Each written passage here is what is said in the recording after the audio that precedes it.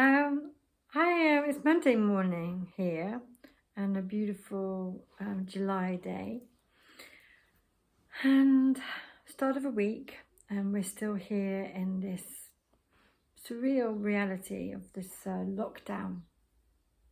Well, semi-lockdown, isn't it? Because part of it, I'm in England, so part of it has been undone slightly. Things are beginning to open. There seems to be a little bit of a light at the end of the tunnel, and though there's always the possibility that they will shut things down again, which is a bit crazy, really, in my opinion. So I thought, okay, what guidance could I share today that would be helpful for everybody?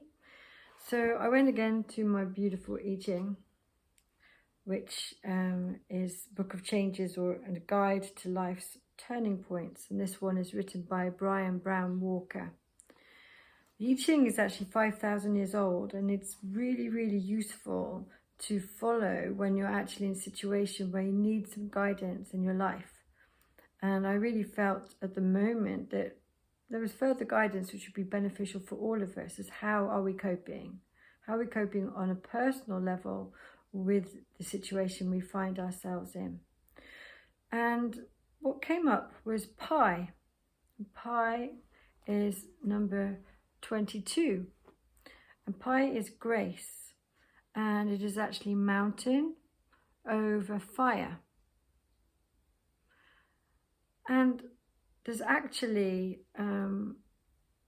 equality actually there between the broken lines and the solid lines. The solid lines are yang and the broken lines are yin. So it's actually an equality between masculine and feminine. What do I mean by that? Well, with the I Ching, there are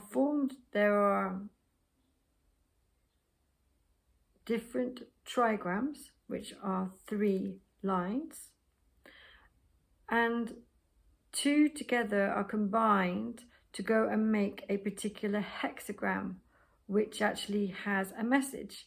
And there are 64 different hexagrams, and this is number 22. Traditionally, one would cast coins or different size sticks in order to go and pick whichever hexagram was actually appropriate. What I've done for many years is actually just really close the book and ask guidance of my higher power. What is it that would be beneficial today? So I asked today what would be beneficial for me to share with the wider community. And it was this. So let me go ahead and read to you and see if it actually resonates. Inside, the strength of simplicity and self-knowledge. Outside, the beauty of acceptance and gentleness. That's the overall message. This hexagram encourages you to cultivate a quality of grace in all of your relationships, as well as in your general way of being. In this way, you can gain a power greater than any other to open a way through obstructions in your dealings with others.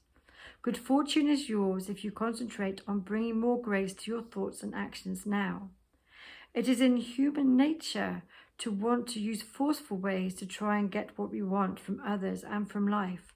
Our egos encourage us to act aggressively, to speak boldly, to intimidate others, to buffalo our way through difficult situations. This false power can be momentarily satisfying to our ego, and temporarily we can attain victories. But true and genuine power and lasting progress, these come from a different kind of strength altogether.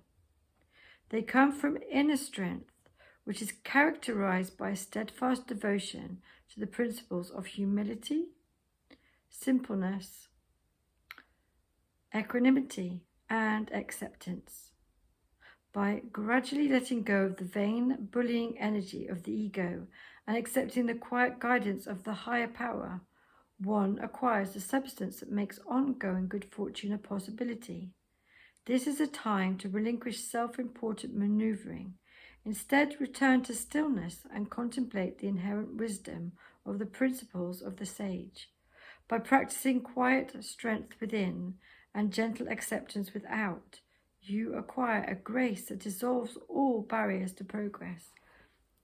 I felt that was really profound today because, of course, there are those who agree with where you are. In my instance, I have a lot of friends who are on the same page as me. And then there are others who have a completely different point of view of what's going on and have very much bought, unfortunately, into the fear-mongering that is being passed out there through the media and governments around the world. That is not who I am. And it is actually accepting that there are those who are in that situation and having compassion for them and accepting that's where they are, rather than wishing to bulldoze my way through and change their mind, which never works really. It never works to go and try and change somebody's mind. You've got to plant seeds and then see what happens, which kind of leads on to the rune that I got, and I just discovered the rune is actually on the floor, the rune book, which is about harvest, which is again. So it is about having patience, knowing that not everything comes immediately, knowing that sometimes we have to wait. And the notion of that is that is harvest 1 year. There is a span of time before our wishes can come to fruition. So, for example, a farmer, he never goes out at night and pulls up the seeds to see how they're doing. He allows them to flourish and just gradually grow. Yeah. So that is where we are. So if you're in a situation where you are in a state of complete power within yourself, you feel good about yourself, you feel very healthy, you are free from the fear that has been banding around, then why not just plant little seeds for others who are in a state of fear, who are going around with masks, believing that they're in serious danger, when in actual fact there is very little danger for them, particularly if they're fit and healthy. This is going from this place of compassion and just planting little seeds like, well, have you considered this or have you considered that, and whatever it might be for you to say that to people.